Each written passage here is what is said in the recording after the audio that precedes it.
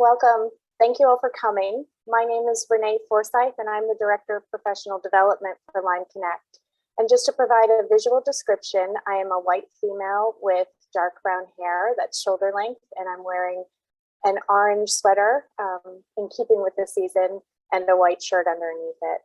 This is the first in a series of discussions that we will be having as a Lyme Connect series, focused on how disability intersects with the many different identities of our network members.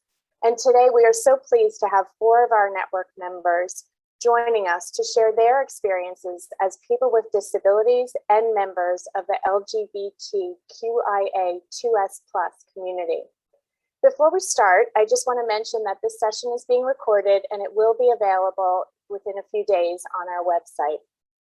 We also do have live captioning available, and if you don't see it on your end, you may need to just turn it on your toolbar. We're also hoping to have some time at the end to answer some of your questions, so feel free to put those questions into the chat box or to the Q&A feature. And before we officially begin, we're going to start the session with an acknowledgement of the land on which our Toronto office is located. For those of you who are not familiar, land acknowledgement is an Indigenous tradition and one that many people in Canada and the US have adopted in the spirit of reconciliation with the Indigenous people. So just to go forward with that land acknowledgement, I would like to acknowledge that our session today is coming in part from Toronto, which is in the Dish with One Spoon territory. The Dish with One Spoon is a treaty between the Anishinaabe, the Mississaugas, and the Haudenosaunee that bound them to share the territory and protect the land. Subsequent Indigenous nations and peoples, Europeans, and all newcomers have been invited into this treaty in the spirit of peace, friendship, and respect. Now, since we felt it was important to open up this important discussion to the public, and more broadly than just our network, there may be some of you who are not familiar with Lyme Connect. So I just wanted to take a moment to tell you a little bit about our organization and who we are. We are a not-for-profit organization whose mission is to rebrand disability through achievement. And we do that by attracting, preparing, and connecting high potential professionals and university students, including veterans, into our network. They have all different types of disabilities. And once you become a member of our network, you're eligible to apply for scholarships, different leadership programs, internships, and full-time careers with the world's leading corporations, our corporate partners.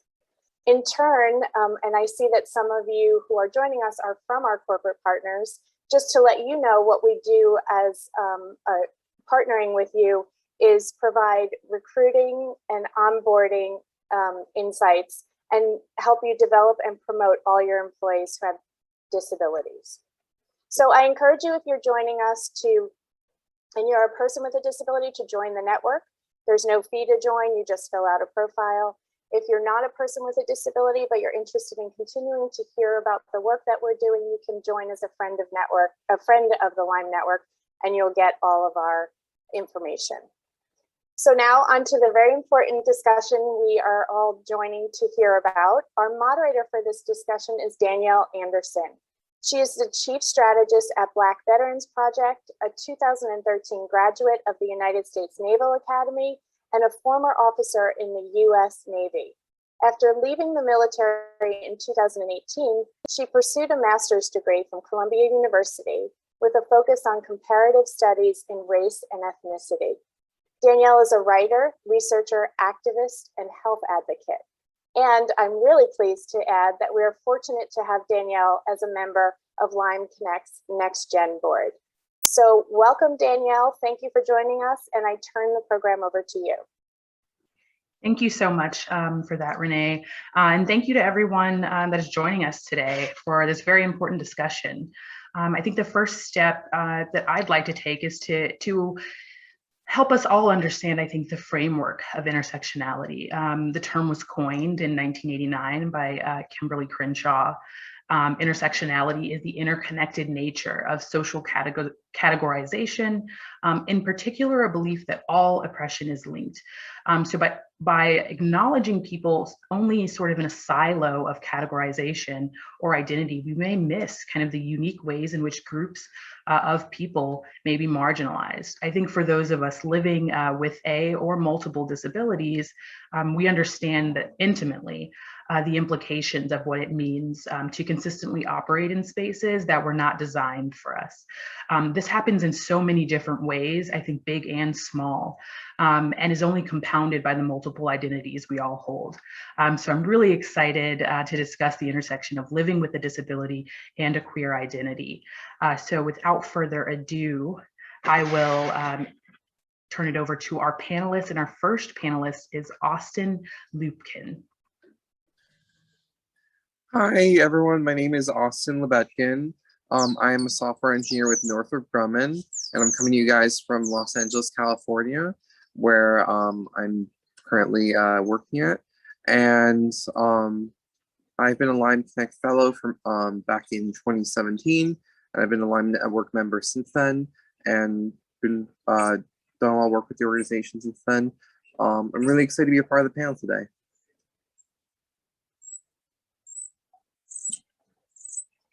And our next panelist is Nancy Salmon.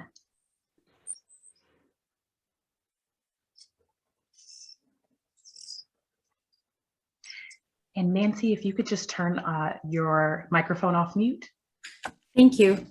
Sorry. Hello, everyone. My name is Nancy Salmon. My pronouns are she, her, and I am coming to you from the traditional territory of the Mississaugas of the New Credit, which is Oakville, Ontario, just outside of Toronto in Canada. My role is working in the Career Advancement Center. So I work with students in corporate companies that engage students at our Smith School of Business, which is Queen's University in Kingston. For the purposes of this panel, I'm a friend of Lyme. I was part of the partnership with an organization in the past. So I've been working with Lyme for a number of years.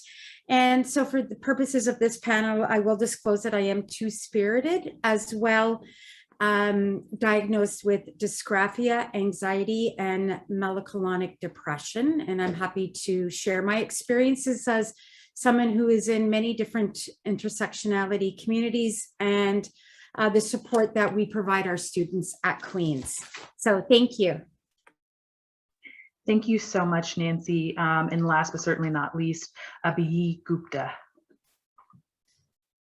Hi, everyone. My name is Abhi, and I currently work at Google as an agency measurement lead. What that means is I help define, strategize, and optimize success of media that's bought by agencies and marketers on what their end goal is and what their objectives are. I identify as queer immigrant who is gender non-binary, demisexual, and I have been diagnosed with ADD, depression, anxiety, and executive dysfunction. So that's kind of like the intersectionality I kind of sit in, and yeah, happy to be here. I've been associated with Lyme for about 6 or 7 years, both as a promoter of Lyme, but also as a member, and have benefited tremendously from working with the Lyme team on building my career. And so happy to be part of this panel and giving some feedback and giving it forward. Thank you so much, Abhi. I just want to reiterate that we will have a question and answer session before we dive into the questions. So please, you can put your questions in the chat. We would love to hear from all of you who are joining us today. So I will dive right into our questions for the panelists today. And so my first question is, many LGBTQIA+ folks experience misgendering and marginalization in medical spaces, This can affect diagnosis of illnesses, the ability of university students in particular to receive accommodation, things like that. So Nancy, you have spent years working as a campus engagement specialist. So what are some of the unique challenges you've seen students face on campus when it comes to disclosing their disabilities and receiving accommodations, especially with regard to possibly navigating all of this with a queer identity? Yes, thank you for the opportunity to answer. And I find that when we're, speaking to students and engaging with our students, that it's almost like they're in one bucket. So if they need accommodation from a disability perspective, whether it's a visible or invisible disability, that there's a process in place where they, have to go to our accessibility office, complete the required documentation to then present as an example to their professor so that they have the accommodation required to be a successful student. I am proud to say that at Queen's University, there are individuals that represent different communities. So our students can ask to speak to an individual who is in multiple communities, intersectionality. So, but I do hear from our students that it feels like they're in two separate buckets. So when they have something that they want to talk about with regards to their queerness, that they tend to go to the student group. So we have a student group called Q+, which represents our LGBTQ plus students, and they have those topics and discussions where the accessibility seems to be separate. My own personal observations as well as a staff member is the same, that we're working very closely with our students and administration, faculty, staff to look at intersectionality, but I'm finding that there is efforts put into acknowledging and supporting, but it seems to be in separate buckets for now. Thank you so much for that, Nancy. And that sheds a lot of light, I think, especially for our members who are in university, our Lyme Connect members who are still in university. So I'll move on to our next question. And so several of you on the panel, I think all of you have mentioned in previous conversation that you may feel it's easier to disclose your disability in the workplace rather than your gender identity and or sexual orientation. And I think, and in what ways do you see your gender identity and revealing that sort of being riskier to your professional career than your disability? And I'll start with Abby. Yeah, that's a great question. I think from my perspective, honestly, as I've sort of grown a little bit older, I've come to terms with who I am as a person and really bringing my whole self to work, which has really helped me sort of narrow down, organizations and, opportunities that kind of allow me to be that person. In addition to that, I think, support systems coming from, organizations like Lyme Connect out in tech, they've really helped me sort of foster that recognition that, it's okay to be who I am, and really bringing that, perspective to work is not only crucial, but also it's important because, the lens that you think through or think from is unique, and bringing that unique perspective always helps.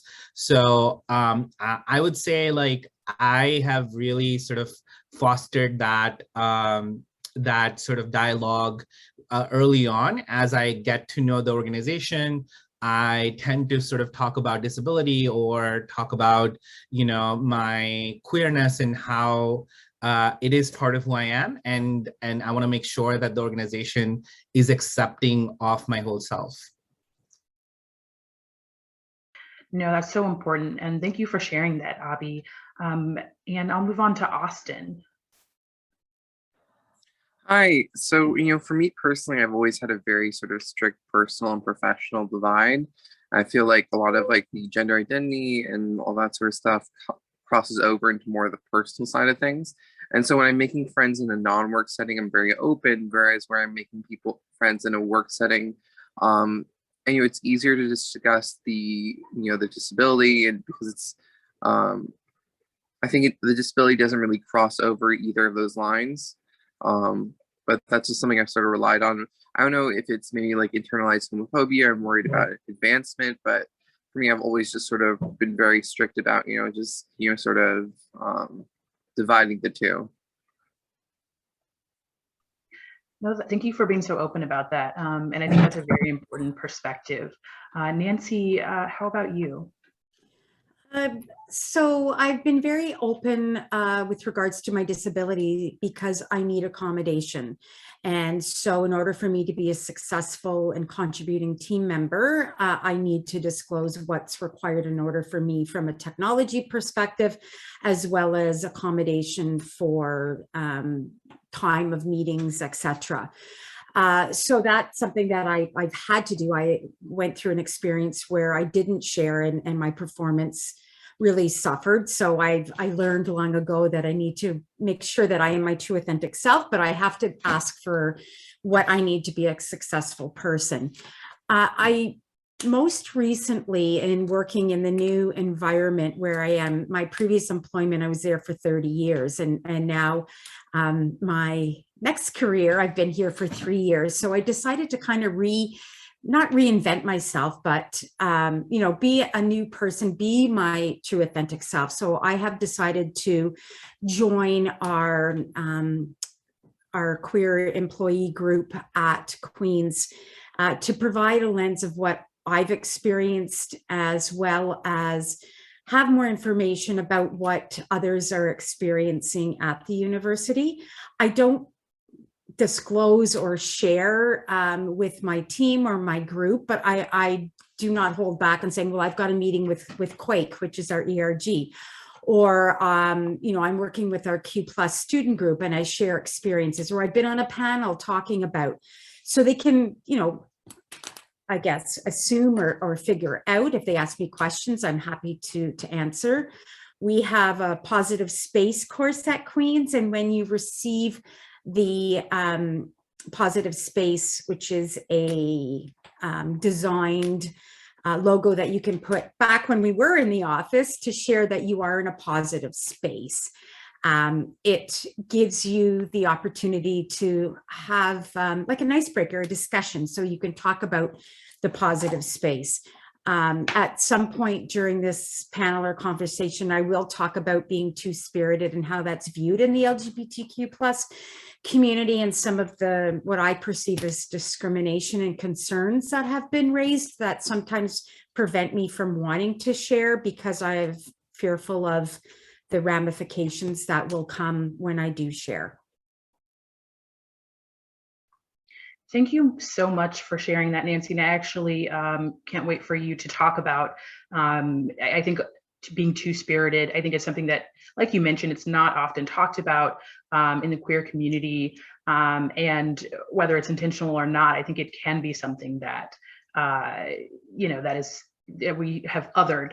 And I love that you talked about, needing accommodations and feeling like, you sort of have to disclose in some ways your disability because you need accommodations. And it can affect your performance if you don't have accommodations. I'm always, sort of thinking through in what ways, does our performance or even just our ability to be personable and things like that, how does that suffer when we are sort of forced to hide or cut off pieces of ourselves when we're at work? So that's something that I often consider. So I'll move on to our next question. Many larger companies, the Google, the tech companies of the world, and organizations have employee resource groups, or ERGs, for different identities, whether it's religious affiliation, it may be veteran status, you name it. So if you've taken part in any of these groups, have you felt like the groups fostered an environment where you could bring your entire self, or do you feel that you kind of had to choose to display a dominant identity. If you were in a religious affiliated employee resource group or a veteran employee resource group, do you feel like you kind of had to choose whatever was the dominant group identity? And I'll start here with Austin. Yeah, so I think some of my main experience with this go back to college. Growing up, my experience with religion was very positive with my gender, my gender identity. There was a large portion of the staff at my temple that were LGBTQ IA, and basically it was very positive having those role models growing up. Going into college, I was part of several different religious groups, and they all tended to be more conservative than how I'd been raised. So that at that point, I was less open about my gender identity. And then going forward into the workplace, I mean, I haven't really seen a lot of religious ERGs at my workplace, but I think at where I'm at in Los Angeles, it's been very important where I'm seeking out like a temple now as an adult. I find some place where I can be very open. And that's something I'm very lucky to have out here. But just something I've learned over time that's a big priority for me. Yeah, thank you for sharing that. Nancy, how about you?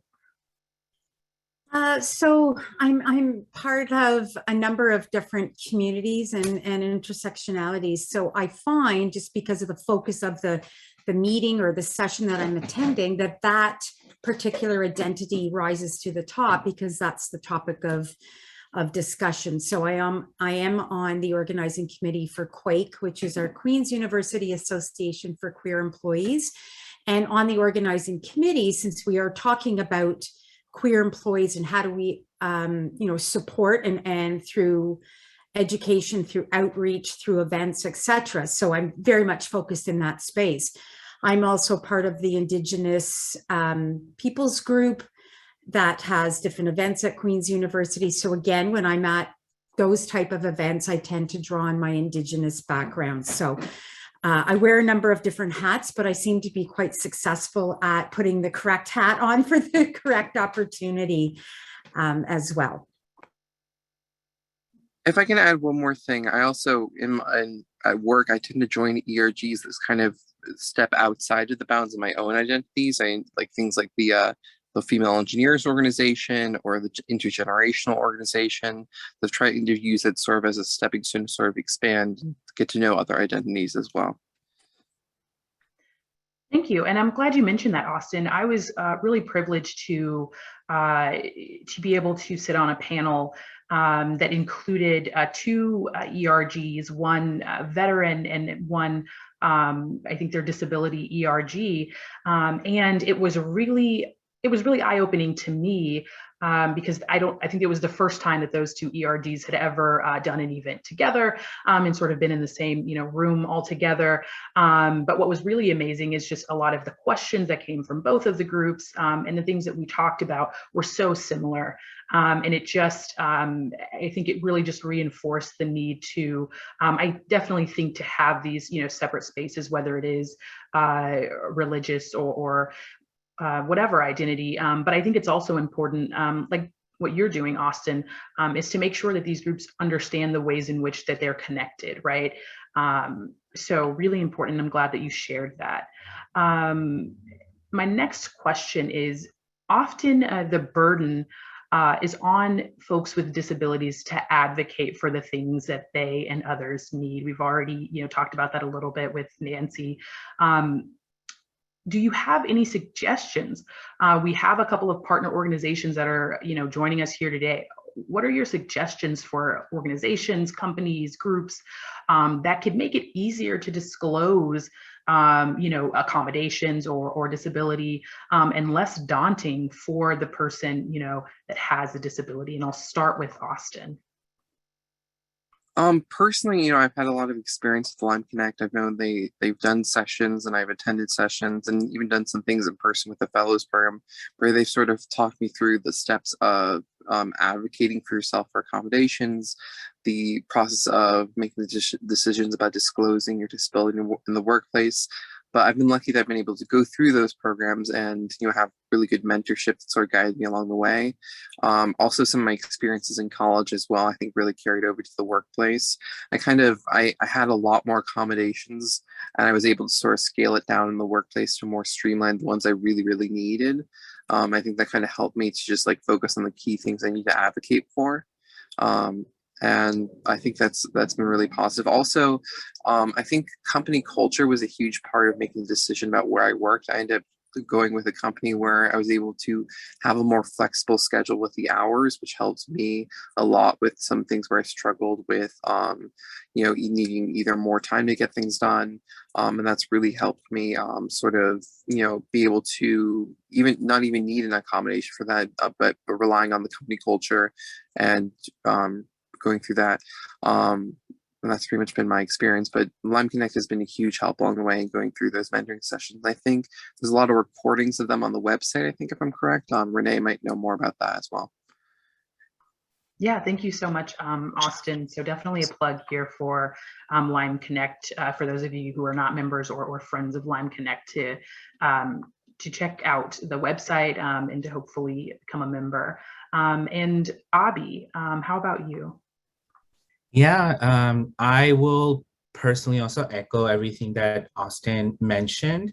And just to add to that, a perspective for organizations or member organizations from Lime's perspective, I would say it's really crucial for HRBPs, the HR business partners who are aligned with specific businesses at each organizations to really kind of foster that openness and dialogue.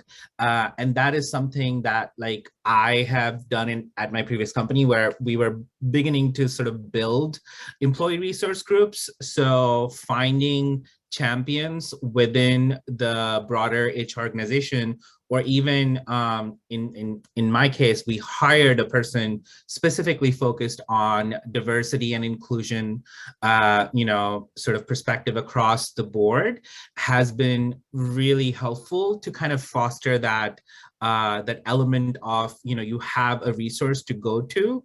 And, if you have questions, they can help you navigate, any sort of those accommodations or perspectives needed to really be successful at the organization. Another element that I think has also helped from this perspective is really fostering intersectionality. So bringing those conversations with DEI folks or the HRBP has really helped them think through the different lens that, you can kind of be, a person of color and disabled and queer. So how do you kind of support people with these sort of similar but different needs, and really find, a space for them where they can be really themselves and progress and do well in their careers. Thank you, Abby. And I think that this is going to be, more important. It's only becoming more important as sort of the millennial generation begins to, be sort of dominant as far as numbers goes in the workforce. And I really believe that a lot of companies and organizations are going to have to start, if they're not already, of course, thinking through a lot of these things. And I think this process has only been sped up more, by this pandemic and the working from home and things like that. And people are, I think, bringing up 4-day work weeks and, understanding that, folks have kids and dogs and like all of these things, that we have to sort of make accommodations for.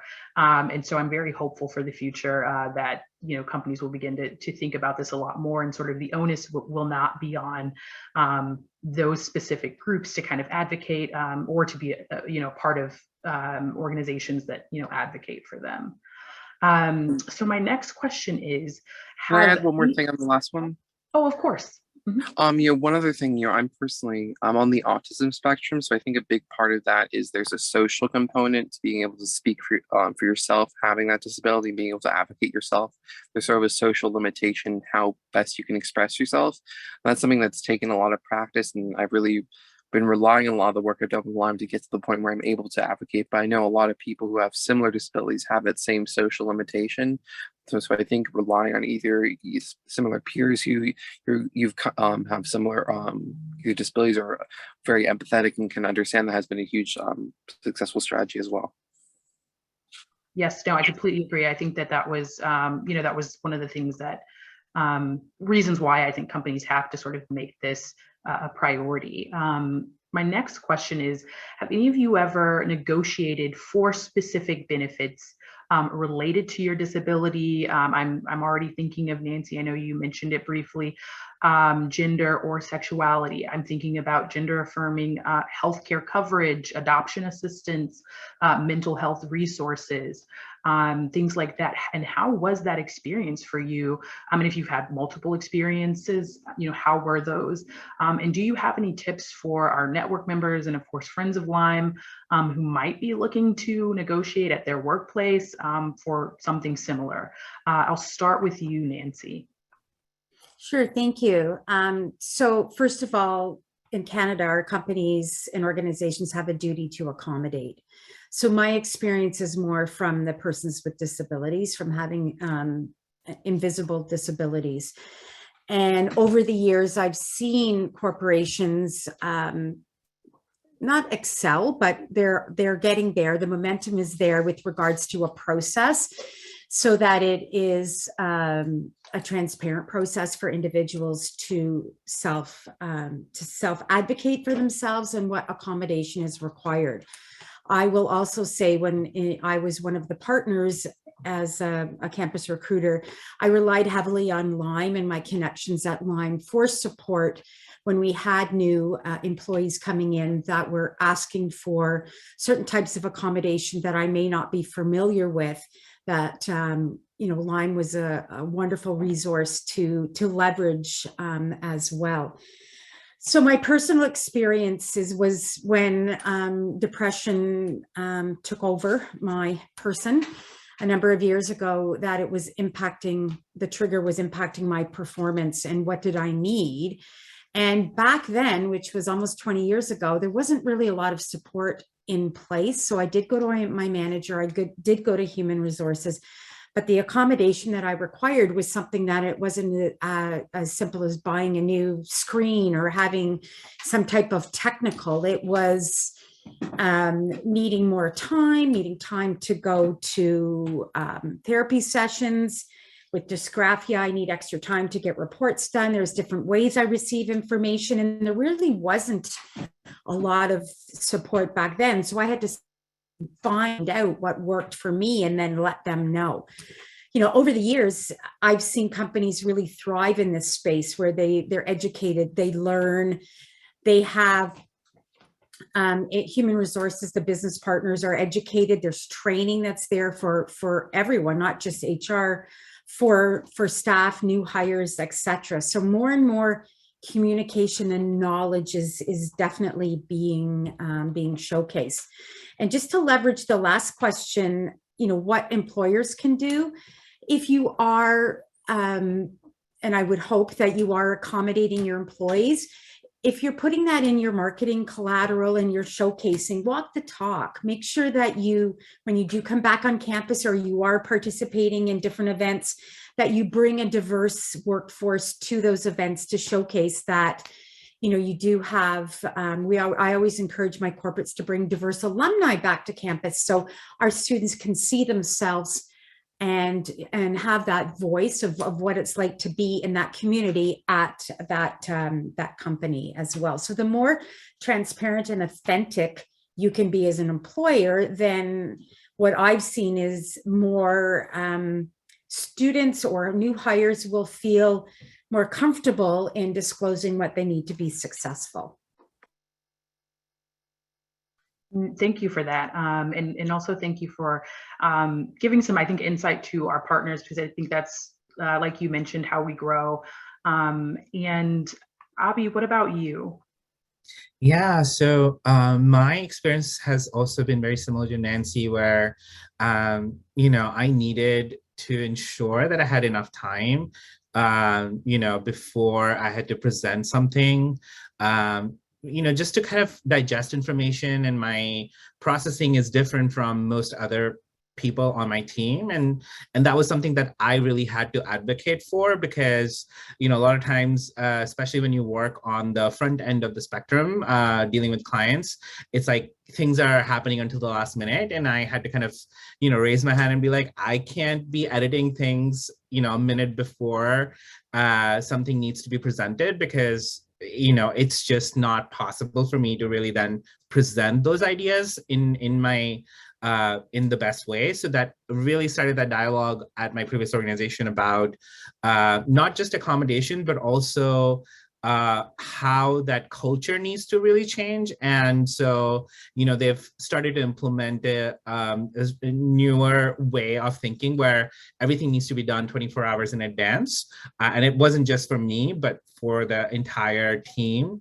And I think everyone benefited from that accommodation in general. So like, I think it's really important for employers, especially with the current situation, where there's, not enough people and resources, and there's, the mass exit happening across the board. So really, to attract and retain talent, this is something that, employers have to kind of really be cognizant of, that you foster a culture which which allows people to be their whole selves and allow them to really flourish and succeed at the organization.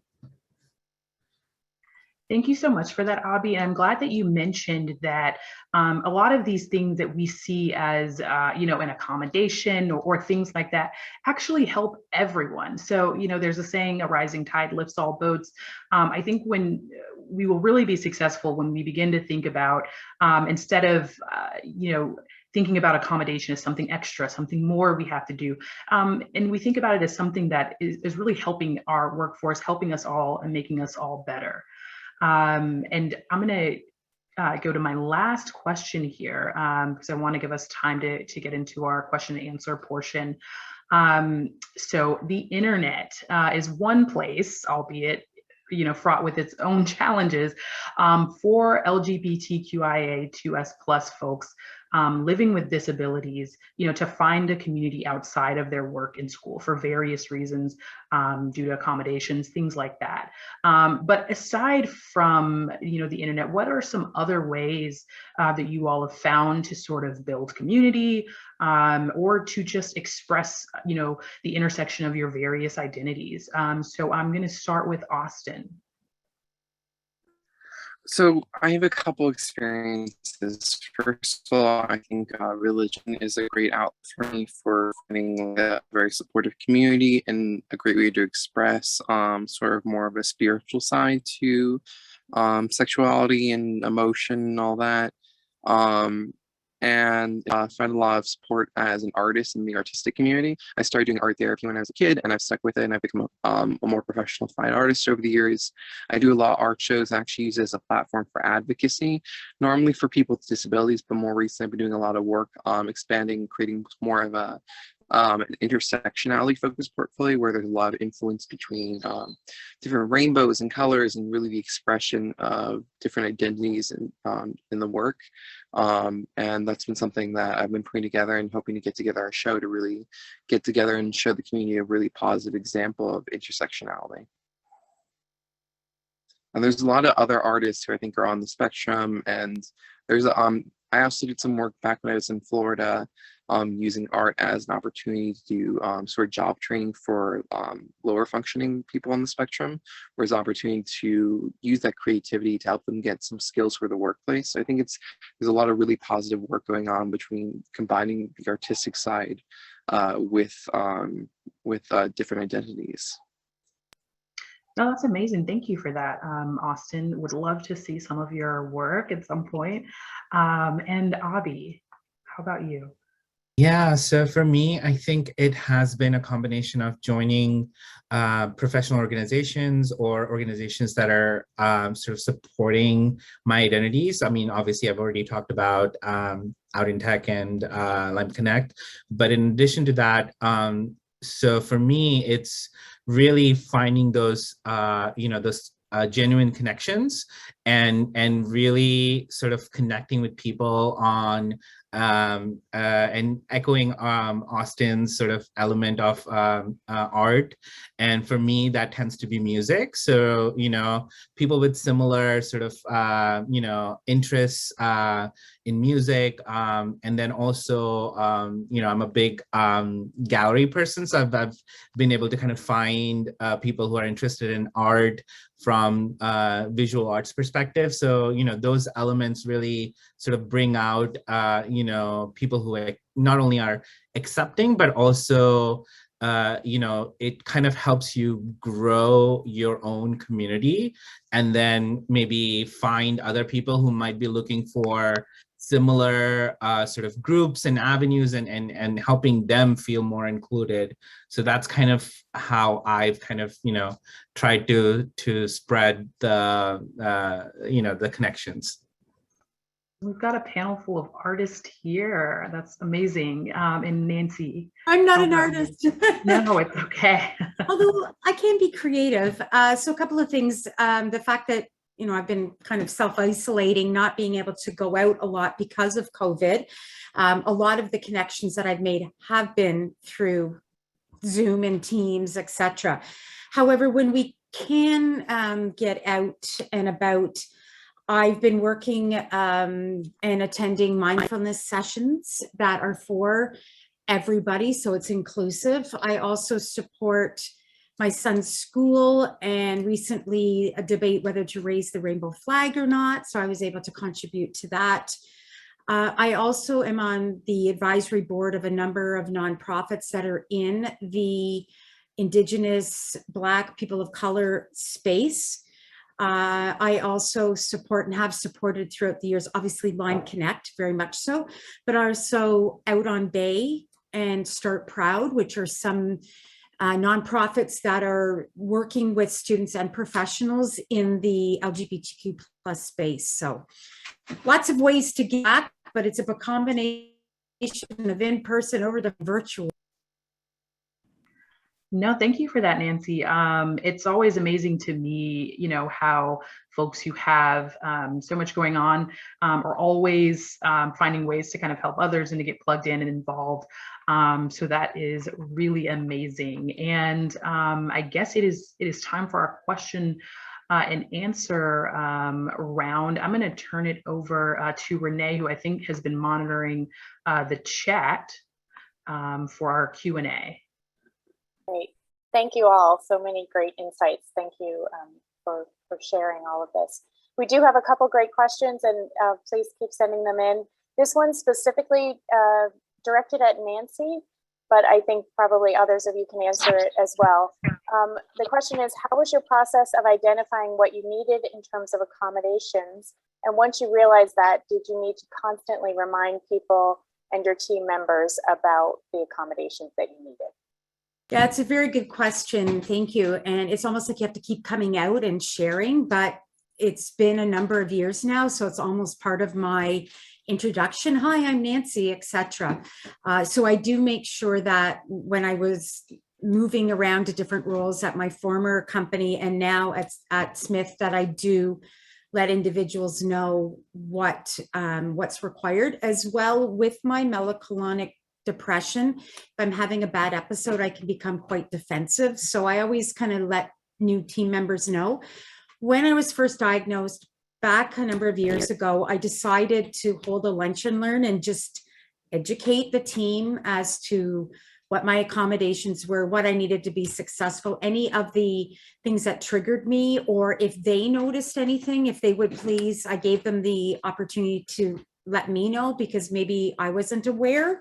So that's how I kind of started. And as I moved around, I let individuals know. Certainly when I came to a new manager, a new company in this case, had to let them know. Otherwise I knew I wasn't going to be successful. So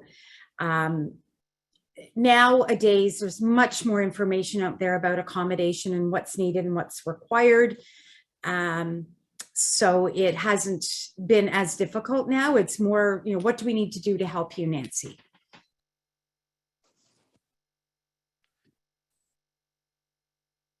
And Renee, you are still on mute. Muted, sorry. I just wanted, did anybody else want to answer that question? Okay.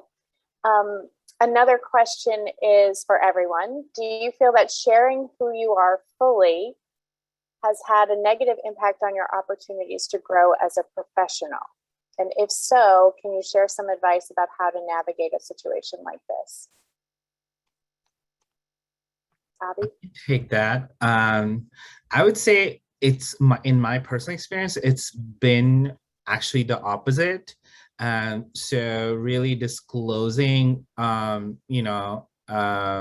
identities has only helped me connect with people. For example, my LGBT identity really helped me connect with my current manager. The same applies for disability. Like, there's external folks that I talk to on a regular basis, and someone talked about their own child who is on the autism spectrum. So it's like, I personally think for me, it's only helped and not really hindered my career progression. The other element that I would quickly want to mention is that I've chosen to really be selective about the employers who really allow me to again bring my whole self to work. And so I have never felt that I have to kind of hide anything, because a lot of these places have amazing ERG resources or ways to really sort of connect with other folks as well who are similar. And I think for me personally as well, being on the autism spectrum, there's certain elements of filtering what you say, or saying things that you don't really have the same sort of filters in place. And to me, that's sort of been a social challenge where I'm trying to either advocate for myself or connect with others, find the right way to phrase things. That's kind of led to the strategy of sort of limiting how much I bring up that stuff in the workplace. Also, I think part of it is my age. Make me more comfortable as further along in my career. I think when I'm like new to a company, it's harder to be more of an advocate for myself and as far as the LGBT stuff. I think part of that is maybe how it's raised. I also think part of it is thinking about being a defense contractor and having this sort of responsibility that comes with it. And to me, part of that to me has come with having this very big sort of personal and professional divide. Like, no one in my personal life I can talk about what I do for work, and I think I kind of have it go both ways, if it kind of makes sense. But I think it's definitely something that I think is an area of improvement for myself, and something I want to strive towards being more open about advocating for myself. I just am working on developing those skills at this point. Thank you both. And I think this next question is a nice kind of build on that, and it might we might stay with Austin and Avi, since I know we've worked with you both through your career search. What kinds of questions do you reflect on, either ask yourself or kind of explore when you're in the recruiting process, in terms of choosing a place to work based on your intersecting identities? So how do you find that, organization that you feel like will support you? Yeah, I for sure. So I think there are certain elements of my company culture at Northrop Grumman that to me were almost accommodations that were built in that existed for everyone. So initially from day one, I had those accommodations and didn't really need to advocate them. The main thing was they had something they call flex schedule, where you're able to shift your hours around between the days, and you have to get a certain number of hours in a 2-week period, but you can work a day on the weekend, and there's sort of an idea you take a Friday off every 2 weeks. So there's a lot of flexibility with that schedule, which is really great for someone like me who struggles with getting overwhelmed by time. So having that flexibility was a huge part of one of my biggest challenges when I was looking for work, and just finding that's part of the company culture. And also I knew there's everything from a voice ERG. There were so many ERGs for different types of disabilities as well, and it seemed like a very progressive work environment. Also I was looking for a job where I had a support network in place outside of the workplace. Having family in the area, to me, not moving to somewhere where I was completely alone in a new city, which also was very hard for me because I did that right at the beginning of the pandemic. but moving somewhere where I had some family in place, I think was a big part of it, where I had sort of people I already knew, which for me was, with my social challenges, was very important. And those were key things I was looking for when I was looking for a job. Yeah, and just build on what Austin mentioned. For me, as I was doing job search or looking for organizations, finding those organizations again with, association with Lime Connect or Out in Tech or JobWell that's supporting people with people of color or minorities. So, just like various sort of aspects of my own identity being reflected in either the culture or where these organizations are really going and supporting, and not just like talking the talk as Nancy mentioned, but actually doing the walking aspect as well. I think was the sort of initial thought process and shortening the list of employers that I really wanted to kind of look at, and then sort of doing more research around what Austin mentioned, ERGs or other sort of people I can find at the organization who can talk to the culture, who can talk about opportunities that are available to you, and really kind of doing a lot of legwork beforehand just to make sure that this is the organization that I feel connected to and I want to be part of. Yeah, and if I can just pipe in with our students, we encourage them to reach out to alumni in different companies for, now it's virtual coffee chats, but just to find out a little bit more about the environment, the culture, the work, how their transition was, what are the ERGs like, to get that information. We actually have a mentor program. Some of our students have come together, our different diverse groups, which is intersectionality at its greatest, and they've reached out to alumni for mentors. And we also have a formal mentorship program for some of our master's programs where we will ask students, are you looking for a certain industry, a certain diverse background, and we'll do our best to match our alumni that have raised their hand to say, yes, I'd like to do this. So, anytime you can speak to those that have gone before you, I think is important from the student lens, but also recognizing that for our employers on the call as well. I'm going to stay with you for a moment, Nancy, because someone's asking, it seems like maybe they work in student support or career services. And if they are working with somebody who does not identify as neurodiverse, but presents similar signs that they might be neurodiverse, and maybe they're not sharing or talking about their disability, possibly because there's a cultural stigma. But I think just generally, is there a way to support individuals through career services or through other support ways when they haven't fully disclosed their disability? Yeah, and disclosure it's a personal experience. So what I would say as someone who's working with a student is you want to make sure that you are preparing that student for the career school to work transition. And that includes making sure that they're successful and they have everything they need to be successful. So through a mock interview process, perhaps they can provide some coaching and some feedback, did wells next times that way, where they don't have to, come out and say, are you on the spectrum? Are you neurodiverse? They don't have to do that, where they will, more provide support to help and guide that student to be successful through the interview process.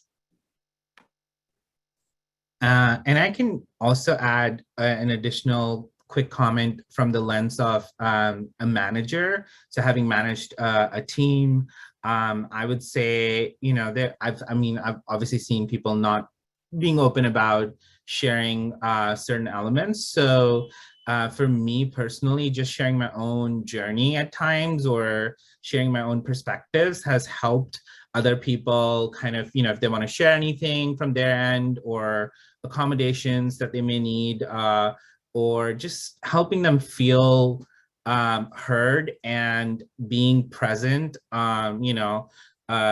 when they are facing difficulties and identifying those difficulties and finding ways to either resolve them or finding ways to kind of, create steps around how they can kind of go about, resolving a specific situation has also been sort of helpful.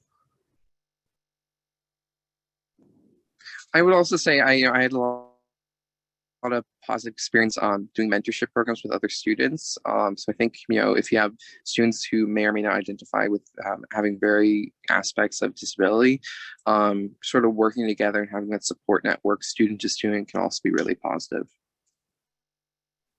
Fantastic. Thank you for all those answers. I still see you all can check out the chat if you have a few minutes and you want to answer anything individually, but I do want to turn it back to Danielle for some closing comments, and if she wants to offer to you any closing comments, and then I will just fully wrap us at the end. I just want to point out that Lorianne, our outreach coordinator, has placed a note in the chat that we are looking to start a community group with people who live with these intersections. And so you can check that out. I believe their email address might be in there, but this is something we're looking to do, and we hope you will reach out and join us. So Danielle, I'll turn it back to you. Thank you, Renee. I saw some really good questions in there. So please, if we didn't get to answer your question, I think all of our emails might be on the page where you can register, but reach out to one of us. Would love to get your questions answered. And before I make any closing remarks, I'll just turn it over to the panelists. We'll go one by one for a quick, if you want to, a quick, 20-second closing remarks or anything that you'd like to sort of leave the audience with. And actually, I'll leave it open. Do any of the panelists want to have a quick sort of closing remark? I just wanted to say thank you for the opportunity. I know there were some questions that I wasn't able to go in the chat and answer. So individuals, if they want to ask questions or continue the conversation, can reach out to me through LinkedIn. Obviously my name's there. So I'm happy to continue the conversation, and thank you for the opportunity to share. Yeah, I'll echo what Nancy and say the same thing. Happy to answer any specific questions, and thank you for this great opportunity to talk to an amazing audience. I just want to say thank you as well for everyone. This has been a really great opportunity. This is actually the first time I've gotten to be a part of one of these panels, and I've seen so many of them over the years. If anyone is also interested in collaborating on anything creative or wants to share some things they're working on expressing challenges to disability or identity, you can reach out to me over Instagram. It's BOCAAUST. Like Boca and then my name, Aust. So you can see a lot of my artwork, and if anyone's interested in learning more about that, or feel free to reach out. And thank you. I'll make this really short and sweet, but I think in closing, one of the nuggets that I'm taking away from this talk is that when we build spaces that are inclusive of the most marginalized among us, it really builds a space where all of us feel safer.